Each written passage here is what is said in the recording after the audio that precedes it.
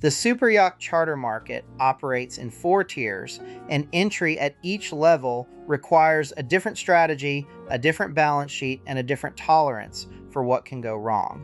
Tier 1 is the smallest commercially viable fleet. You are looking at 3 to 5 vessels in the 30 to 38 meter range. On the pre-owned market, a well-maintained 32-meter motor yacht from a reputable yard costs between $1 and $3 million. A fleet of 4 at this size runs $4 to $12 million in acquisition costs. These vessels charter at $30,000 to $60,000 per week in the Mediterranean high season. That sounds like revenue. We will come back to what it actually translates to after costs. Tier 2 is where most serious operators build their first real business. Vessels in the 40 to 50 meter range, bought pre-owned, run $8 to $20 million each. A 5-vessel fleet at this tier costs $40 to $100 million in asset acquisition before you touch compliance infrastructure, crew, or management overhead. Charter rates run $80,000 to $200,000 per week. This is the bracket that produces the income statements brokers use when they pitch the model to investors. Tier 3 is the large superyacht segment, 50 to 80 meters. Pre-owned vessels start at $20 million and can exceed $80 million for a well-spec'd build from a top yard. At 60 meters, your weekly charter rate in peak Mediterranean season runs $250,000 to $500,000.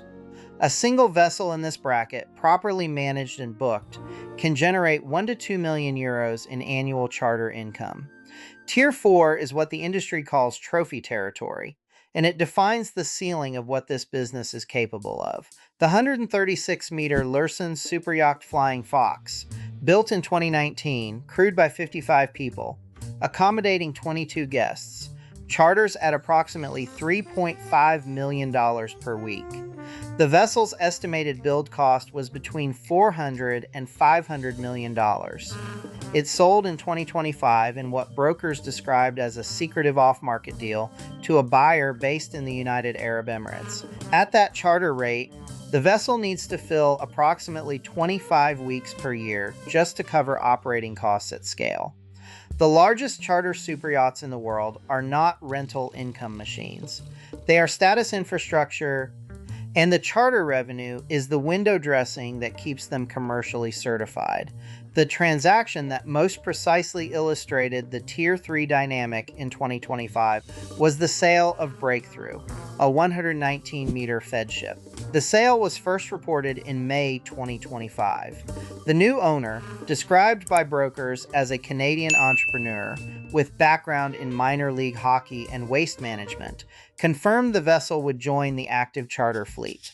A 119-meter Fed ship entering charter is not a revenue strategy. It is a cost offset strategy dressed in commercial paperwork. But it is documented, it is real, and it tells you who is actually acquiring assets at the top of this market and why. Before a single guest steps aboard and hands you a charter fee, the regulatory apparatus of the superyacht industry will consume somewhere between 18 and 36 months and a substantial portion of your legal budget. If your vessels carry a British flag, which encompasses Bermuda, the Cayman Islands, the Isle of Man, and the British Virgin Islands, your primary regulator is the Maritime and Coastguard Agency. The MCA administers the Large Yacht Code, known as LY3, which governs safety construction standards, crew manning requirements, and equipment certification for commercial yachts over 24 meters. Compliance with LY3 is the commercial charter license. A vessel that is not LY3 certified is a private vessel, and a private vessel that charges paying guests for accommodations is operating illegally under the flag. For vessels over 500 gross tons, roughly 50 meters and above on a well-spec'd motor yacht, the International Safety Management Code applies in full. ISM requires you to develop, implement, and maintain a documented safety management system, an auditable set of policies and procedures governing every aspect of the vessel's commercial operation. External ISM audits run on a 5-year cycle for both the document of compliance and the safety management certificate, with annual and intermediate verifications in between. Internal safety audits are mandatory at minimum once every 12 months. For smaller commercial vessels between 24 meters and the 500 gross ton threshold, mini ISM applies. The requirements are lighter, but the crew certification requirements are not. A crew member without the correct STSW-95 Seafarer certification cannot legally work a commercial charter rotation, regardless of their actual competence at sea. On a vessel with a crew of 12, running that compliance annually is a fixed line item. Classification societies, Lloyd's Register, DNV, Bureau Veritas, conduct the physical surveys underneath all of this. A vessel entering the charter market for the first time will typically require a full classification survey, the cost of which can run from $20,000 to over $100,000 for a large yacht depending on age and condition. Add a mandatory dry docking for underwater inspection, required every 2.5 to 5 years, and the compliance cost for a mid-sized fleet of 5 vessels runs $500,000 or more in any given year just for regulatory maintenance. The fastest operators bring a vessel from acquisition to first charter guest in 24 months. The average is closer to 30. The delays are not usually contractual, they are structural. Flag state approvals move at bureaucratic speed regardless of commercial urgency. If you want exposure to the charter fleet business without posting $40 to $100 million in vessel acquisition capital, the management company model exists and it works. Here is the structure. A superyacht owner, a private individual who bought a 45-meter motor yacht and wants to offset costs, places the vessel under commercial management with your company. Your company handles charter bookings, crew management, maintenance scheduling, compliance coordination, and marketing. You charge a management fee of 5 to 8% of the vessel's value per year, plus 15% of gross charter revenue. The owner carries the asset. You carry the operation. This is how firms like Burgess Yachts, Fraser Yachts, and Ocean Independence built their businesses. Burgess manages a fleet collectively representing billions in vessel value without owning a single hull outright. The capital efficiency of that structure is, by any reasonable measure, extraordinary. Fraser Yachts, founded in 1947, grew into one of the largest superyacht brokerage and management operations in the world entirely on this model. No owned vessels, just management agreements and booking relationships. The management model does not require you to post vessel acquisition capital. It requires you to build a reputation, a booking network, and a compliance infrastructure. The fixed cost is staff, licenses, and systems. The variable cost scales proportionally with the fleet you win. An 8-person management company running 12 vessels under this structure can generate $2 to $4 million in annual management fee revenue before touching charter commission. That is the entry ramp that does not appear in any brochure. Think of a charter superyacht the same way you think of a hotel room with an engine. A hotel room that sits empty earns $0 and costs the hotel nothing beyond fixed overhead. A yacht that sits in port earns $0 and costs you full crew wages, full insurance premiums, full berth fees, and a portion of annual maintenance, whether anyone is sleeping in the master cabin or not. The hotel analogy breaks down precisely here, because the incremental cost of sailing the yacht versus parking it is marginal. The baseline cost of ownership is the cost that kills you. The small-scale arithmetic. You buy a used 38-meter motor yacht for $2 million. Annual operating costs, crew, insurance, maintenance, port fees, fuel allowance, run approximately $200,000, which is 10% of vessel value, which is the industry benchmark. You charter the vessel at $45,000 per week. Your broker takes 15%. You net approximately $38,000 per charter week. At 15 charter weeks per year, achievable for a well-maintained vessel in a prime market with proper marketing, you gross $570,000 in net charter revenue before fixed costs. Subtract the $200,000 in annual fixed costs. You are left with $370,000 on a $2 million asset. That is 18.5% annual return, before depreciation and before any capital expenditure surprises. It looks excellent until a refit bill arrives. At institutional scale, a managed fleet of 10 vessels averaging $35 million each, $350 million in total asset value, generating a blended average of $250,000 per charter week at 15 weeks per year, produces $37.5 million in gross charter revenue annually. After 15% broker commission, you net approximately $32 million. Annual operating costs at 10% of fleet value, $35 million. You are running a $3 million annual deficit on charter income alone.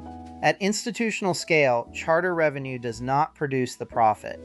Charter revenue keeps the vessels commercially certified, publicly visible, and in the booking ecosystem, which maintains their market value and generates the management fee income that actually pays the bills. The business only works if the management company revenue, the depreciation tax benefits, and the terminal asset value are all inside the model simultaneously. Charter weeks are the mechanism. They are not the margin. Roman Abramovich owned a superyacht fleet that, at its peak, included some of the largest private vessels in the world: the 162.5-meter Eclipse, the 115-meter Luna, the 114.5-meter Polaris, the Hun 12, 8-meter Le Grand Bleu, and the 86-meter Extasea. Owning vessels of that scale generates extraordinary operating costs. It also potentially generates extraordinary VAT exposure, unless the vessels qualify as commercial vessels under EU law, in which case exemptions apply and certain costs become deductible. According to a 2023 investigation by the Organized Crime and Corruption Reporting Project, the Bureau of Investigative Journalism, and media partners including the BBC, The Guardian, Der Spiegel, and ZDF, published as part of the Cyprus Confidential project, people working for Abramovich's companies constructed a corporate structure designed to make the 5 yachts appear to be commercially chartered to independent third parties. Between approximately 2005 and 2012, the vessels were leased under charter agreements to ostensibly independent clients. The clients were, in reality, companies owned by Abramovich's own offshore trust, routed through entities in Caribbean secrecy jurisdictions. The effect was that yachts in private use by one of the world's wealthiest men appeared, on paper, to be commercial vessels earning third-party charter revenue. The structure was designed to qualify them for EU commercial vessel tax exemptions. The documents included backdated charter agreements. In one instance, a director of Blue Ocean, the Cypriot company at the center of the scheme, requested a backdated signed time charter in order to obtain duty-free fuel for the Extasea. That single transaction saved approximately £35,000 in tax on one fuel delivery, on one of 5 yachts. For 1 year of a 7-year scheme, Cypriot tax authorities issued an initial bill of €14 million in unpaid VAT in 2012. Abramovich's lawyers appealed.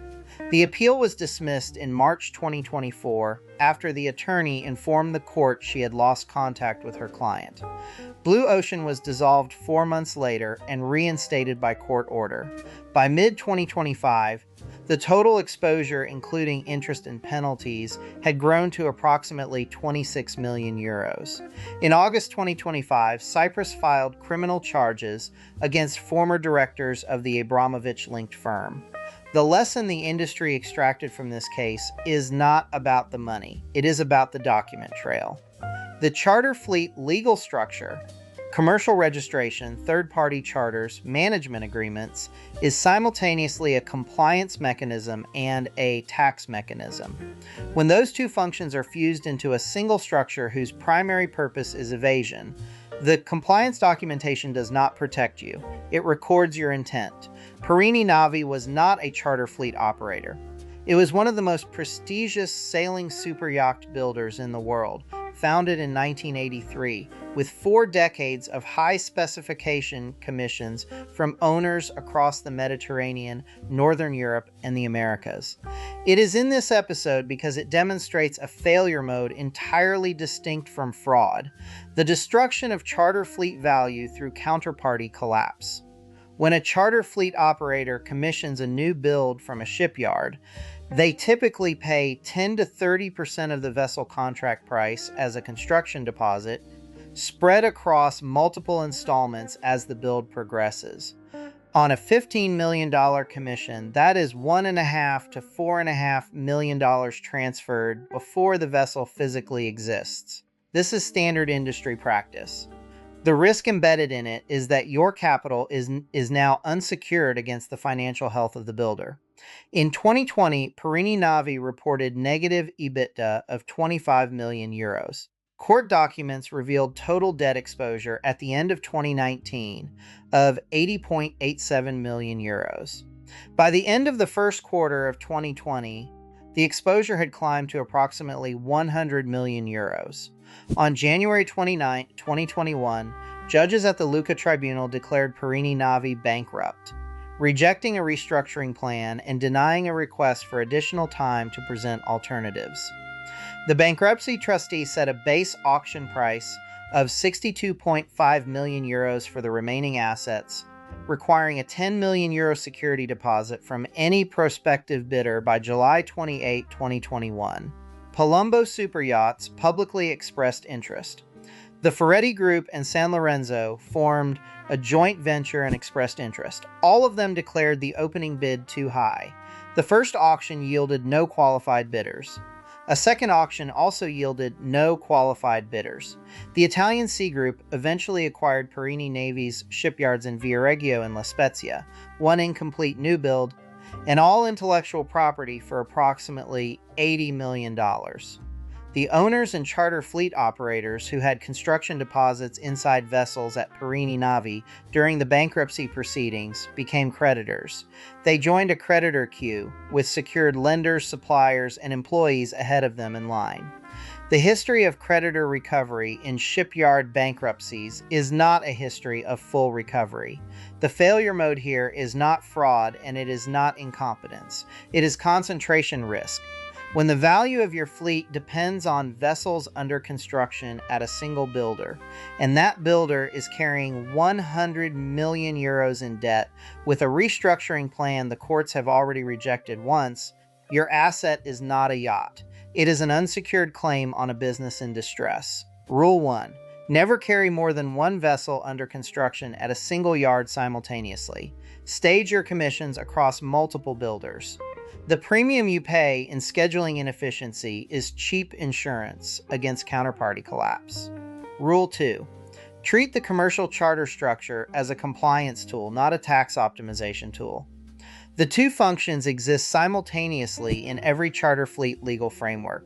The moment the structure serves primarily as a tax vehicle, even if the charters themselves are real, you are building a documentary record that will be read by a tax authority at the worst possible moment on a timeline that has nothing to do with yours. Rule 3. Utilization rate controls everything else. 12 charter weeks per year covers operating costs on a well-priced vessel. 16 weeks generates operating profit. Below 12, you are spending money to maintain an asset that is not earning. Optimize occupancy before you optimize fleet size. Rule 4. The management company is the business. The vessels are the inventory. Build the management company first, add vessels second. Operators who acquired the fleet and then tried to build the booking network consistently underperformed. Those who built the compliance infrastructure and charter relationships first and acquired vessels opportunistically once the platform was operational. The single largest existential threat to the Superyacht Charter Fleet business is not regulatory burden, not the credit cycle, and not competition from younger operators with newer vessels. It is geography. The Mediterranean Sea, which accounts for the majority of global superyacht charter revenue, is warming at approximately 1.5 times the global ocean average.